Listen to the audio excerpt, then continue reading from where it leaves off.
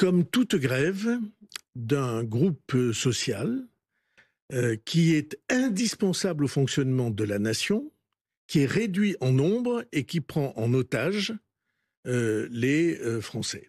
Je trouve inacceptable qu'un certain nombre de forces politiques utilisent pour les 3 ou 4 personnes qui sont aujourd'hui détenues depuis 2 jours en Israël, utilisent le mot otage. C'est prendre en otage les Français que de choisir le jour où tout le monde part en vacances pour faire une grève du contrôle aérien. Je trouve inacceptable qu'on instrumentalise les choses de cette manière. Coup de chaud dans l'air et dans les airs. Une grève des contrôleurs aériens perturbe les départs en vacances de milliers de voyageurs. Cette famille devait partir pour la Slovénie depuis Orly pour 15 jours de vacances, mais son vol a été annulé. La petite, elle n'arrête pas d'hurler. Oui. Nous, on ne peut pas repousser. C'est très compliqué parce qu'en fait, on voyage là avec mes 3 enfants plus les 2 de ma sœur et c'est quand même très compliqué parce qu'ils nous disent en plus d'appeler un numéro de téléphone. Donc je ne sais pas si vous imaginez ce que c'est que d'appeler au téléphone avec les enfants autour qui sautent sur les bancs, qui vont déranger les gens, qui vont pousser les chariots de bagages, etc., puis faire le bazar dans l'aéroport. C'est juste impossible, quoi. Je ne pense qu'ils me gâchent mes vacances et voilà. C'est tout. Ah, on vous sent très déçu. Ah ouais, je suis tellement déçue. Au total, 25% des vols sont annulés dans les aéroports parisiens aujourd'hui et même 40% demain.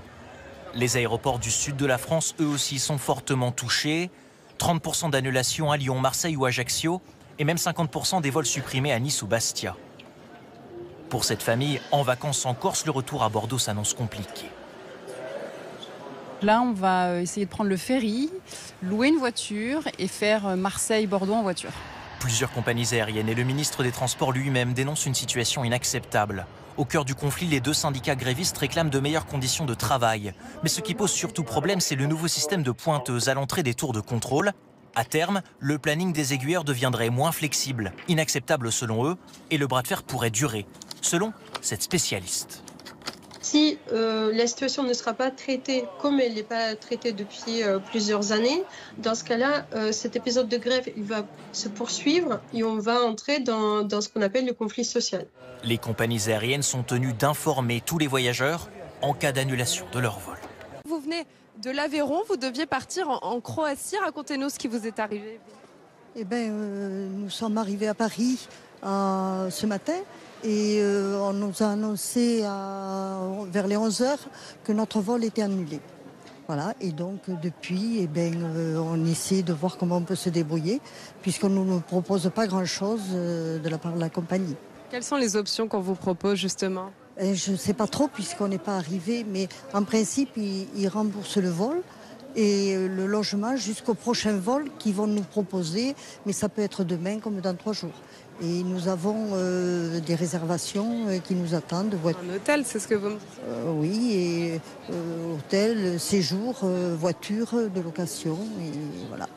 Qu'est-ce que vous en pensez, vous, Michel, de cette grève des contrôleurs aériens ?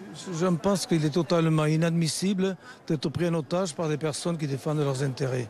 Nous n'y sommes pour rien, ce n'est pas notre affaire. Et c'est totalement irrespectueux. Regardez la pagaille que ça nous met. On devait partir une semaine. C'est mon fils et ma belle-fille qui arrivent de l'île de la Réunion, se retrouver ici. Alors, on nous dit qu'on va nous rembourser, mais ça n'arrange pas les choses. Parce que d'abord, on va perdre au moins 2 jours de nos vacances qui ne duraient en fait que 8 jours. Et si on enlève les allers-retours, ça ne fait plus que 6 jours. Mais moi, quand j'ai des problèmes, j'essaie de les régler avec les personnes intéressées. Je ne vais pas merder tout le monde comme ça, c'est inadmissible. Voilà, c'est tout. Excusez-moi. Merci beaucoup pour votre témoignage à tous les deux. On vous rappelle que ce sont le 2e et le 3e syndicat des contrôleurs aériens qui font grève. Aujourd'hui, ils représentent au total 33% des votes. Ces syndicats qui demandent une revalorisation des salaires et un meilleur environnement de travail puisqu'aujourd'hui, ils parlent de management toxique.